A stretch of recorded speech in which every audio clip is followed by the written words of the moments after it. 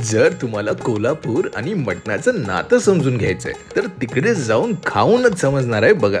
तर तांबडा पांढरा मटण चुक्का, कट वडा आणि मिसळ पावच्या व्यतिरिक्त अजून एक स्पेशालिटी म्हणजेच मटण लोणचं. तर स्वागत आहे तुमचं एपिसोड 32 मध्ये ऑफ जेवण गावाकडचं, जिकडे आपण महाराष्ट्राचे काही असे हिडन रेसिपीज जगापर्यंत घेऊन जाण्याचा प्रयत्न करतो. तर होतंय कसं माहितीये का, जिभेला चव सुट्टे मटणाची, पण कोल्हापूर थोडं लांब असल्यामुळे सहजासहज जाणं येणं होत नाही.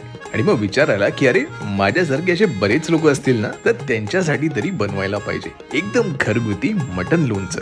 तर समजा तुमच्याकडे शिजलेलं मटण असेल तर जास्तीत जास्त 20 मिनिटं असं मटण बनतंय हे की खाऊन तुम्ही बोलणार भावा शेवटच आहे एकदम. फक्त प्रयत्न करा थोडा जास्त बनवायला, आणि जर बनवाल तर एक डब्बा माझ्या घरी नक्की पाठवा. बरं, जी काय सामग्री मी वापरली आहे ती सगळी तुमच्यासाठी मी कॅप्शन मध्ये लिहिली आहे. तर ही रेसिपी बनवा आणि मला नक्की सांगा की ही रेसिपी तुम्हाला कशी वाटली. मी तुमची वाट पाहतोय.